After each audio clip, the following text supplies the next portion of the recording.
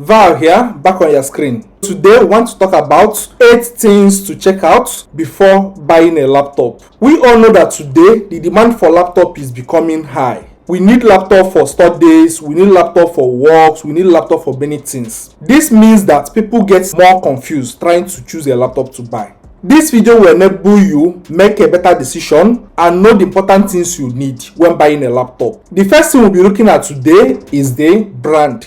The first option I always have is that if you have the cash, for me, I always recommend you go for the MacBook. 2020 upward is very okay, based on the fact they come with a modern and highly optimized chipset. While this video is targeted to those looking for buying an average laptop or a cheap laptop, meaning that you really need to make a good and accurate decision at this point. While in terms of window, whether you are choosing Dell, HP, Acer, Lenovo, Compaq, they are very okay. For personal preference, I prefer Dell based on it's stronger. You see a lot of companies today, they like shipping in Dell because it lasts better. That does not mean that other brands I did not mention are not strong. Most importantly, when it comes to brand, it's not something you worry yourself much, because there are more important specifications we need to worry more when buying a laptop. But before going into those important specifications, let's look at screen size. If you consider yourself as one that travels often, or you are the outgoing type, meaning that if you are buying a bigger screen size, the bigger the load. I remember those days, I have this mindset that I need a bigger screen size so that I will see things very well.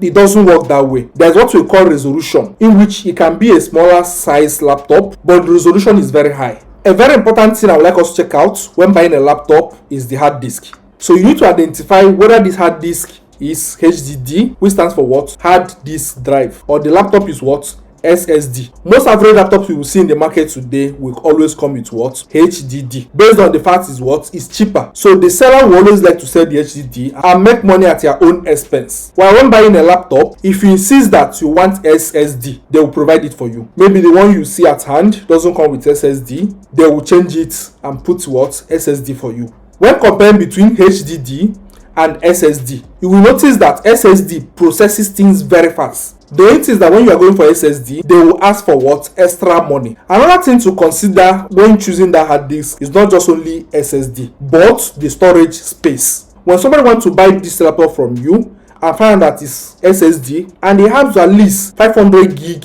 storage space, the resale value will be very high. Sometimes they will confuse you when trying to buy this. They start telling you go for HDD, it's cheaper, they will give you 1 terabyte, you have the highest space and all those things.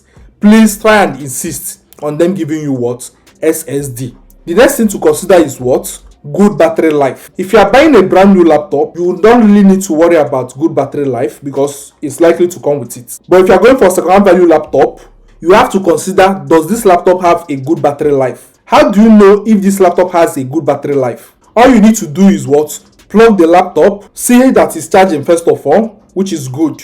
Move your mouse to where you have the battery. If it's showing number of hours, that's fine. Example, it may show you the battery is 80% and it's meant to last 6 hours. If you are buying second-hand laptop, it's expected to last between 3 hours to 6 hours, which is fine. Unplug it from light. But if you check previously, it's 80%, you play around with certain things, you go back to check, you see 80%. That means this battery is strong. To the next, which is CPU. When you have a laptop and they're telling you that it's AMD, please try to avoid those laptops that is AMD. It's a type of chipset, but that chipset doesn't process things the way Intel processor does. After confirming that it's an Intel processor, you can ask them, is it Core i3 or Core i5? And one good thing is that they always write the core. Whether it's Core i3, Core i5, Core i7, i9, you always see the sticker pasted on the laptop when you open it.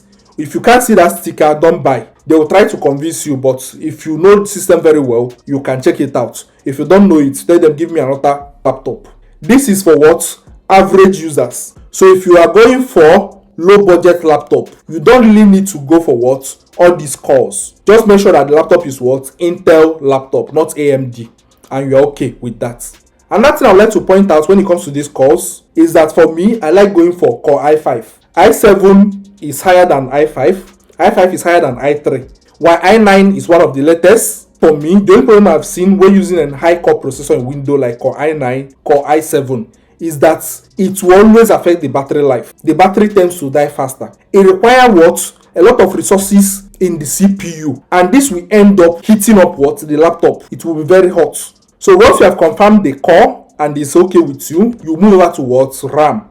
So when you are going for a laptop and they are giving you 2 gig RAM today, I don't really think it's worth it. You make sure that at least it comes with what? 4 gig RAM. 4 gig RAM is okay for low budget laptop or average laptop. Then once you are above average or maybe still average, 8 gig is perfect. Then above average, 16 gig is what? Excellent. Then for 32 gig, I don't really see the vibe, except you are using all this latest laptop that has all those Core i7 days that comes with 32 gig. It's okay. Finally, when getting a laptop, you consider what? The keyboard, because that's the important thing you use daily whenever you are using a laptop. You type as often as possible. So if you are the type that work at night, you consider what? The ones that comes with what? Keyboard light. It helps so much. Someone like me, I enjoy working with a laptop that has what? Keyboard light. Then how soft is it? Mind you, if you are buying a second laptop, you need to test the keyboard very well to make sure that the keys are working perfectly. And how do you do this thing? You on the system, go to the search bar. They will always show you. If you don't know how to go, ask them, open WordPad for me, because you won't see anything like Microsoft Word except they have installed it. So once you open the WordPad, try pressing each of the keys in the keyboard to make sure that each key is typing well. Try it as much as possible, because that's the major problem people face. You will buy a laptop today, after some time this key is not working, and you will start changing what? The keypad, which is very, very bad. Finally, an additional tip when buying a laptop, you look at the laptop like this, you make sure that the nuts are not worn out, that they are still new. So if it's a second-hand laptop, you make sure that they have not loosed it before. If the back opens, you can open the back and check that they have not loosed it before. So if you notice that one of the nuts is worn out or the nut is not there, that means they have tampered with it. They need to explain to you why those things happened. After checking all these things and it looks okay, just count your cash. You pay, carry a laptop, you are okay. You will enjoy it. So thank you so much for watching. I noticed that many of you are not liking my video and not commenting. So please try and like and drop your comments.